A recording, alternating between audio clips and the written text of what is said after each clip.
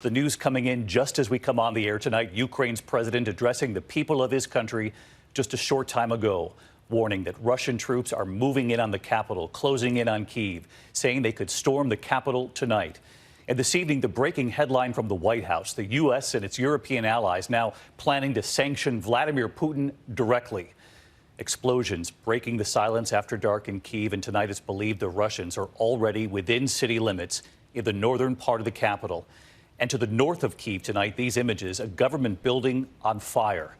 And still, Russian tanks and military vehicles moving in all directions. These tanks moving toward the city of Kherson in the south.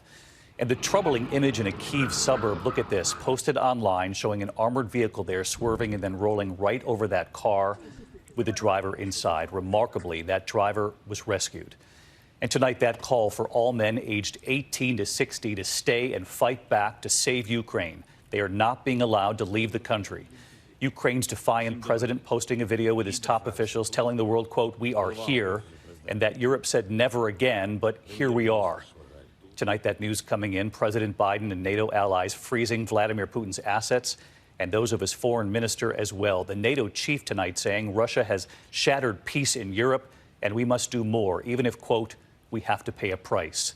In Kyiv, they are bracing for a perilous night ahead. And we begin here with our senior foreign correspondent, Ian Pannell, on the ground in Kyiv again tonight. Tonight, as the battle for Ukraine intensifies, Russian troops now entering the capital. Moments ago, Ukrainian President Zelensky addressing his people in a defiant video from Kyiv, saying Russia will try to storm the capital tonight and that the night will be, quote, tough. Authorities have handed out 18,000 weapons to civilians to help in the fight, and residents were told to make Molotov cocktails. Men aged 18 to 60 called up to fight, not allowed to leave the country. Disturbing new video circulating on social media shows a military vehicle crushing a car. Explosions over Kyiv also posted online, showing just how perilous the situation is. At a Kyiv train station today, gunfire heard as crowds trying to flee the city force their way onto trains. Once again, air raid sirens are ringing out across the capital, Kyiv. Although there's been a lull in the fighting for the last couple of hours, the fears are that the Russians have been resupplying and are ready to mount a real attack inside the city. We watched as troops ran through the streets, taking up positions to defend the city. Alexei Goncharenko may be a prominent lawmaker here, but today he's one more citizen with a gun. I don't want to fight. I'm not soldier. I'm not professional military man. But I am not ready to capitulate. That's the difference. The city bearing the scars of war already. An apartment block hit by an unidentified aircraft. As firefighters arrived, Oksana cleaning up the rubble of her wrecked home. She was sleeping when the building was hit. Her daughter singing the national anthem. Through tears, saying simply, "Long live Ukraine."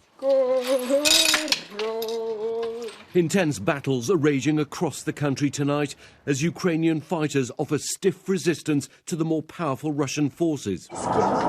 In southern Ukraine, around the city of Kherson, Russian fighter jets could be seen coming in low on their bombing runs. Also in the south, video posted on social media from Sumy showing fierce clashes. In Kyiv, the country's second largest city today, the Ukrainian army digging in to defend as missiles hit and Russian forces advance. And this incredible video of a driver swerving to avoid exploding rounds falling around the vehicle.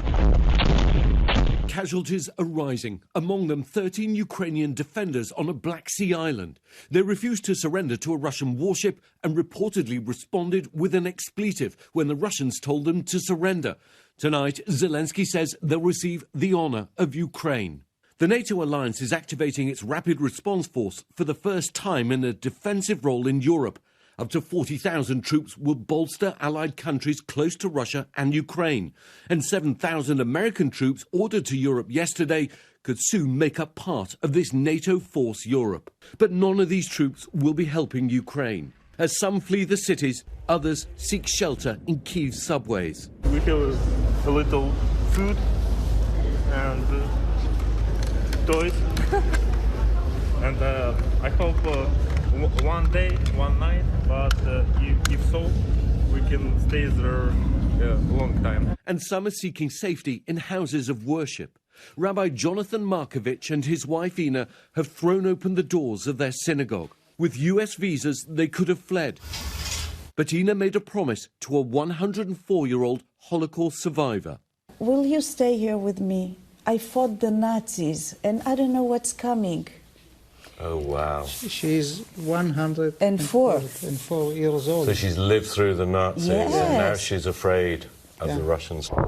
And tonight, a long and bloody battle looks unavoidable. And Ian Panel joins us live from Kyiv again tonight. Ian, we know the president of Ukraine issuing that grim warning just a short time ago that the Russians could very well try to storm the capital tonight. That other detail that you reported, men 18 to 60 not allowed to leave the country. Families told to take action to make Molotov cocktails to protect themselves. And tonight it would appear that in many parts of the country, the Russians are facing a stiffer resistance from Ukrainian fighters than they expected. Yeah, I think that's very right. I mean, a senior official telling ABC News that the first 2 days have not gone as well as the Russians expected, though it is now believed that they could try to take Kiev for the final push tomorrow. Again, Zelensky thinking that it could happen tonight, and we have been hearing the distinct sound of battles taking place inside the city. Meanwhile, I think we're seeing early signs of potential talks between the Ukrainians and Russians, but it's likely not talking that's going to dominate the coming hours, but fighting. David? Ian Panel leading us off again tonight. Ian, we thank you and the team. And of course, please stay safe. And the breaking development late today from the White House, President Biden is now planning to impose new sanctions on Vladimir Putin himself and on Russian Foreign Minister Sergei Lavrov. So let's get right to our chief White House correspondent, Cecilia Vega. She's live at the White House tonight. Cecilia, what have you learned? Yeah, David, this information is just coming in right now. So we know that the president made this decision just within the last 24 hours, that he's doing this along with EU partners, really the show of force and being united against what the Kremlin is doing there in the UK. Press secretary telling me late this afternoon that this is meant to send a clear message about the strength of allies and their opposition to Russia right now. But David, I've got to tell you, the experts that we've talked to say this is largely a symbolic move to sanction Putin personally. It's going to include a travel ban, banning him from coming into the country. Clearly, that wasn't on the agenda anytime soon. As for his money, he's notoriously secretive about that. It's unclear how much he has. It's unclear where he keeps his assets. The White House says they still have more sanctions on the table. But David, in the meantime, as we keep saying every single night, this crisis is just getting worse. Cecilia Vega live at the White House with breaking developments. Cecilia, thank you.